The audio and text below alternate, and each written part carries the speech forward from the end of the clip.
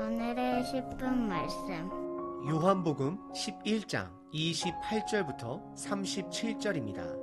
33절 한 줄 읽겠습니다. 예수께서 그가 우는 것과 또 함께 온 유대인들이 우는 것을 보시고 심령의 비통이 여기시고 불쌍히 여기사 계속해서 나사로의 죽음과 부활의 표적의 이야기를 살펴보고 있습니다. 전 본문에서는 예수님께서 마리아의 언니 마르다와 대화를 나누었습니다. 예수님은 마르다에게 미래에 완성될 부활뿐만 아니라 현재의 부활과 생명을 봐야 함을 가르쳤습니다. 하지만 마르다는 계속해서 미래의 부활만을 믿으며 현재의 본인의 삶 속에서는 스스로가 죽음의 권세 아래 두는 그녀의 모습을 확인했습니다. 왜냐하면 그녀는 예수님의 권능을 거리와 시간적으로 스스로 제한을 두었기 때문입니다. 이러한 마르다에게 예수님은 현재를 강조하며 내가 부활이다, 생명이다 라고 현재형으로 선포하셨습니다. 오늘 본문은 예수님께서 마르다의 여동생 마리아와 만남을 갖습니다. 가장 집중해야 하는 부분은 예수님께서 오늘 마리아와의 대화 속에서 우시게 됩니다. 예수님께서 왜 우셨는지를 깨닫고 혹시 지금도 저와 여러분들의 삶을 보고 성령님께서 안타까워하시며 우시고 계시지는 않는지 점검해 보시길 바랍니다. 오늘 본문은 예수님과 마리아의 만남의 이야기입니다. 크게 두 부분으로 나눌 수 있습니다. 첫 번째는 언니 마르다가 동생 마리아를 조용히 불러냅니다. 두 번째는 예수님께서 비통해 하시며 눈물을 흘리십니다. 첫 번째 부분은 28절서부터 31절까지 언니 마르다가 동생 마리아를 조용히 불러냅니다. 28절에 한글 성경에는 마르다가 가만히 여동생 마리아를 부르게 됩니다. 여기서 가만히는 조용히 부르는 것을 말하고 있습니다. 아마도 유대 사람들이 많이 그 장례식에 온지라 예수님을 보호하고자 한 행동으로 여겨집니다. 그리고 예수님께서는 마리아를 본인이 있는 곳으로 부르고 있음을 알려줍니다. 이것은 마리아를 죽음의 장례식에서 생명의 장소로 초청을 하고 있는 것입니다. 혹시 여러분들께서 여러분들을 생명의 장소로 하나님께서 지금도 오늘도 부르고 계시는데 아직도 죽음이 있는 장례식과 같은 삶 속에 살고 있지는 않은지 스스로 점검해 보시길 바랍니다. 예수님께서 마르다를 통하여 마리아를 부르자 29절에 마리아의 반응은 즉각적입니다. 성경은 세 가지 동사로 기록하고 있습니다. 첫 번째, 이 말을 듣고, 두 번째, 급히 일어나, 세 번째, 예수께 나아가매입니다. 다시 한번 정리해보면 듣고, 일어나, 나아가는 것입니다. 그래서 우리는 하나님의 말씀을 매일 들어야 합니다. 그리고 하나님의 말씀이 행동을 요구하였을 때는 순종할 준비를 취하는 것입니다. 준비하는 것입니다. 순종할 준비 단계는 나의 생각의 관점을 바꿔야 하는 것을 말합니다. 나의 인간적인 생각, 죽음의 생각에서 예수님의 생각, 소망의 생각, 은혜의 생각으로 옮기는 훈련입니다. 그리고 그 말씀을 붙들고 어려움이 있을지라도 끝까지 순종해야 하는 것입니다. 그것이 바로 예수님께 나아가는 것입니다. 그리고 30절에 다시 한번 마리아를 죽음과 슬픔이 있는 장소에서 생명의 장소로 초청하고 있음을 또다시 한번 강조합니다. 30절입니다. 예수는 아직 마을로 들어오지 아니하시고 마르다가 맞이했던 그곳에 그대로 계시더라. 즉 마리아를 부르고 있는 것을 강조하는 것입니다. 하지만 31절에 다른 사람들은 마리아가 무덤에 가서 곡을 한다라고 생각을 합니다. 이것은 아직도 많은 사람들이 죽음의 권세 아래 있는 것을 그들의 생각을 통해 성경이 드러내고 있는 것입니다. 오늘 본문의 첫 번째 부분은 예수님께서 마리아를 부르시는 내용입니다. 지금 예수님께서는 마리아를 죽음의 애도가 있는 장소에서 생명이 있는 예수님께 초청하고 있는 것입니다. 여러분들은 어디에 계신가요? 그리고 오늘 본문의 두 번째 부분은 32절부터 37절까지 예수님께서 비통해 하시며 눈물을 흘리시는 장면입니다. 왜 예수님께서 그렇게 비통해 하시며 눈물을 흘렸는지 한 번 더 예수님의 입장에서 생각해 보시길 바랍니다. 32절에 마리아는 예수님을 만나자 언니 마르다가 한 반응과 동일한 반응을 보입니다. 그것은 예수님께 주께서 여기 계셨더라면 내 오라버니가 죽지 않았을 것입니다 라는 고백입니다. 그것은 예수님의 생명의 권능에 제한을 둔 잘못된 생각입니다. 하지만 마리아는 언니 마르다보다 한 가지 행동을 더 추가하게 됩니다. 그것은 예수님 발 앞에 엎드리는 것입니다. 어떻게 보면 언니 마르다보다 더 큰 슬픔과 애통에 빠진 그녀의 행동으로 여길 수 있습니다. 그리고 내심 예수님을 더 원망했던 것으로 볼 수도 있습니다. 하지만 그녀의 이런 엎드려짐은 12장에서 등장할 더 큰 헌신의 엎드려짐으로 바뀌게 됩니다. 나사로 이야기의 시작 부분인 11장 1절에 보시게 되면 언니 마르다보다도 동생 마리아를 먼저 소개하고 있습니다. 11장 1절입니다. 어떤 병자가 있으니 이는 마리아와 그 자매 마르다의 마을 베다니에 사는 나사로다라고 기록합니다. 그리고 이어지는 절에 보시게 되면 마리아를 더 많이 서술하는 것을 보게 됩니다.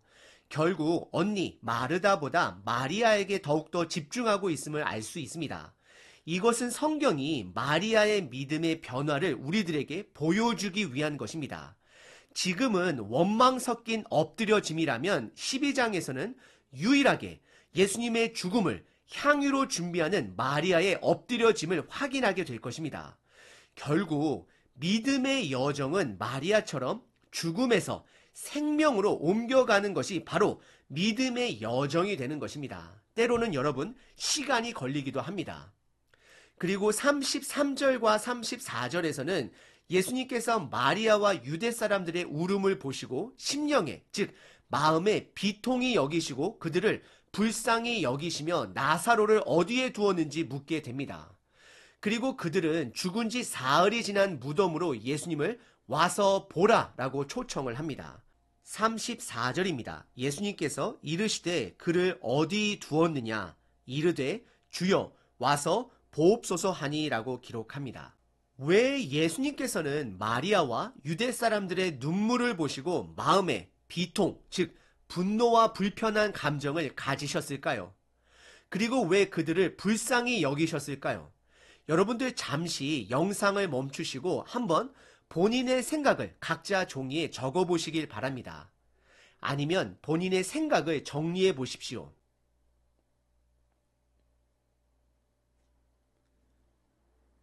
심령이 비통하다는 것은 분노의 감정과 불편한 감정이 섞여 있음을 말하는 것입니다. 그리고 그들을 불쌍히 여기셨다라고 성경은 말씀합니다. 예수님께서 실질적으로 느꼈던 감정을 제한적인 글로 온전히 알 수는 없습니다. 하지만 문맥과 상황을 참고한다면 예수님의 감정을 보다 더 잘 이해할 수 있습니다. 예수님께서는 지금 나사로의 죽음과 부활 사건을 통해 본인의 죽음과 부활 사건을 미리 표적으로 보여주시는 것입니다.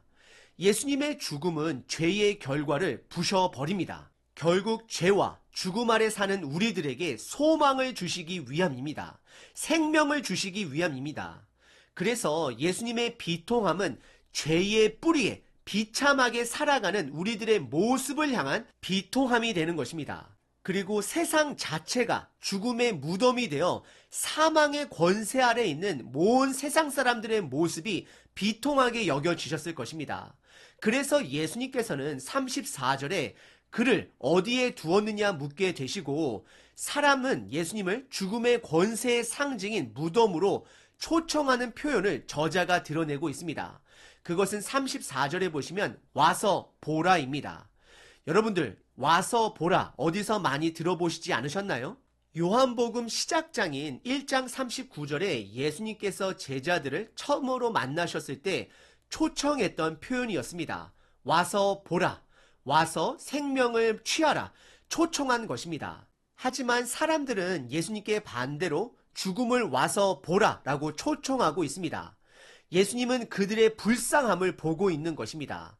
그래서 35절에 예수님께서는 눈물을 흘리십니다. 한글 성경에는 구분이 가질 않지만 33절에 사람이 울다라는 원어는 클라이오라는 단어로 흐느껴 우는 것, 위핑을 말하는 것입니다.